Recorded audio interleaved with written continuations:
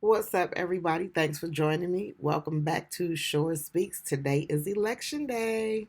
I hope everybody got up and voted. If you didn't vote already, please get up and vote today. So, today I wanted to talk about the electoral vote. I was not sure what the electoral vote was. So, I did a little bit of research to try to figure it out and come up with a better answer for myself. So, I decided to let you guys in on that. But before we get started, I want to go ahead and read the serenity prayer. God, grant me the serenity to accept the things I cannot change, courage to change the things I can, and wisdom to know the difference. All right, here we go. So, this is an article from the New York Times, excuse me. This is an article from the New York Times by Jonah Engel Bromwich. And this was written November 8th, 2016. And so the question is, what is the Electoral College? The Electoral College is a group of people that elects the president and vice president of the United States. The word college in this case simply refers to an organized body of people engaged in a common task. As voters head to the polls on Tuesday, today, they will not vote for the presidential candidates directly in a popular vote. Instead, they will vote to elect specific people known as electors to the college. Each state gets a certain number of electoral votes based on its population.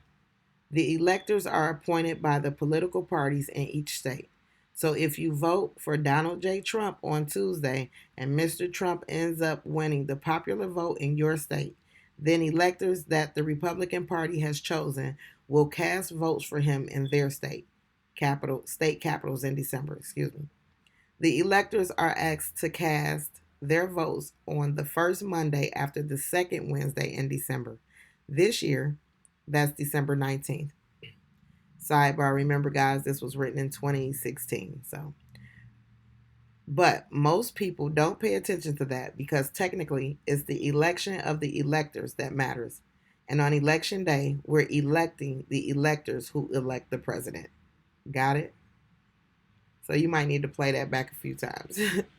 But most people don't pay attention to that because technically it's the election of the electors that matters. And on election day, we're electing the electors who elect the president. So that's how that goes. So, how many electoral votes does it take to win the presidency? It takes 270 electoral votes to win presidency. There are 538 electoral votes in all.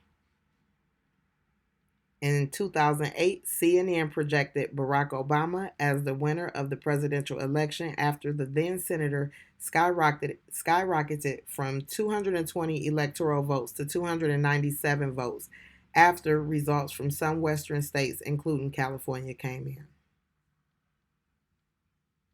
Has an elector ever gone rogue or broken his or her promise, and would that be legal?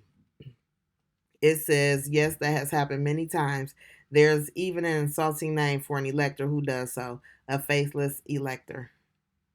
But faithless electors have never affected the final result of any presidential election, and there haven't been many in modern times. The last time was in 2004 when an anonymous elector in Minnesota cast his vote for John Edwards instead of the Democratic candidate John Kerry. Other electors thought that this might have been an honest mistake.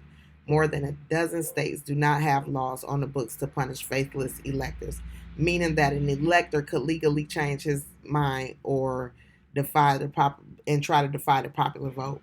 But according to the federal archives, electors generally hold a leadership position in their party or were chosen to recognize years of loyal service to the party.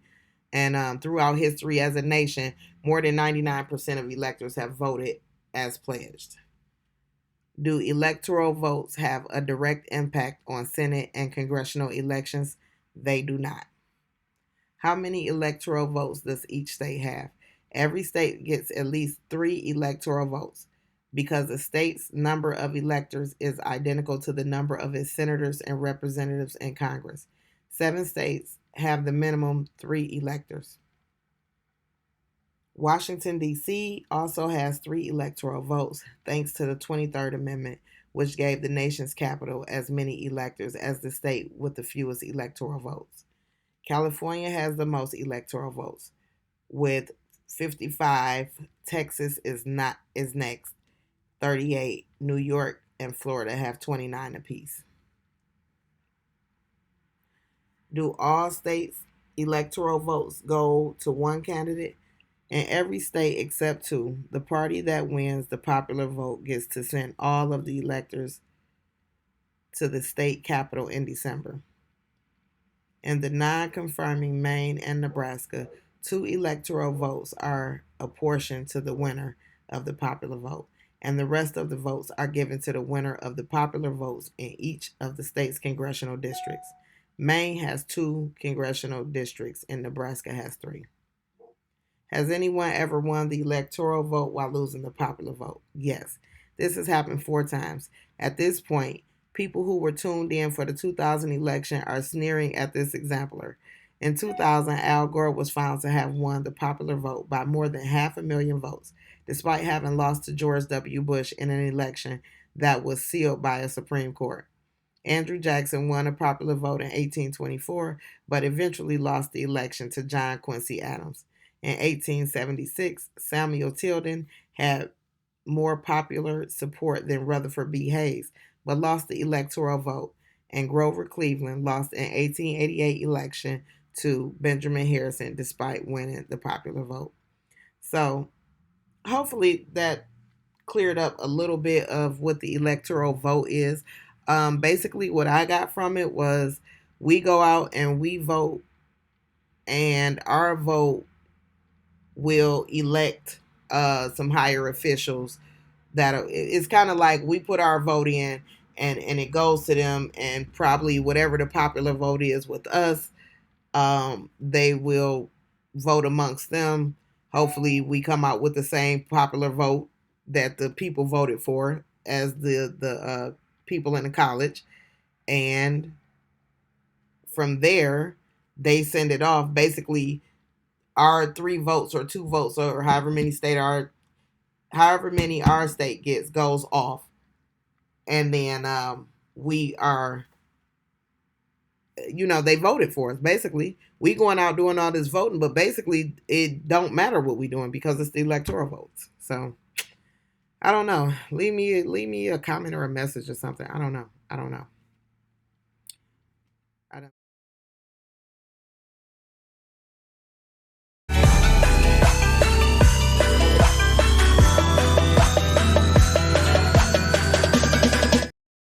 Likey. All right, you guys. So here go a short recap. What was the original purpose of the Electoral College? The original purpose was to keep misinformed, poorly educated people from making a mistake and choosing the wrong president.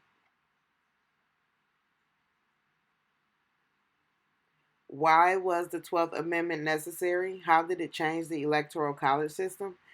Passed by Congress December 9th, 1803, and ratified June 15th, 1804, the 12th Amendment provided for separate electoral college votes for president and vice president, correcting weaknesses in the earlier electoral system, which were responsible for the controversial presidential election of 1800. Who appoints electoral college members? Choosing each state's electors is a 2-part process. First, the political parties in each state choose slates of potential electors, sometimes before the general election. Second, during the general election, the voters in each state select their state's electors by casting their ballots.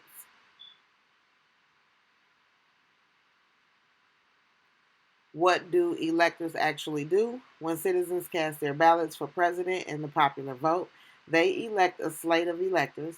Electors then cast the votes that decide who becomes president of the United States.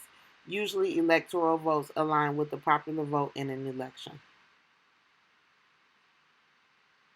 Again, what do electors actually do? When citizens cast their ballots for presidents in a popular vote, they elect a slate of electors, then cast votes that decide who becomes the president of the United States. Usually, electoral votes align with the popular vote in an election. Who makes up the Electoral College? What does it do? Made up of 538 electors who cast votes to decide the president and vice president of the United States. When voters go to the polls on Tuesday, they will be choosing which candidate receives their state's electors.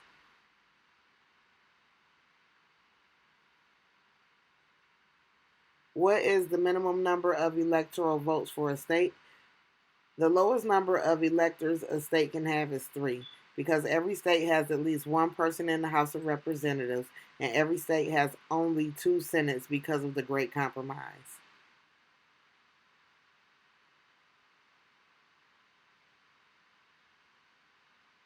Who really chooses the president? It is the elector's vote that technically decides the election, and the candidate must gain 270 electoral votes to win the White House. In most elections, the winner of the popular vote also wins the majority of the electoral votes.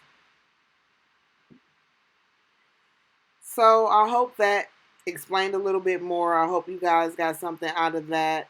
Thank you for tuning in to Short Speaks, and I will see you guys soon with another episode.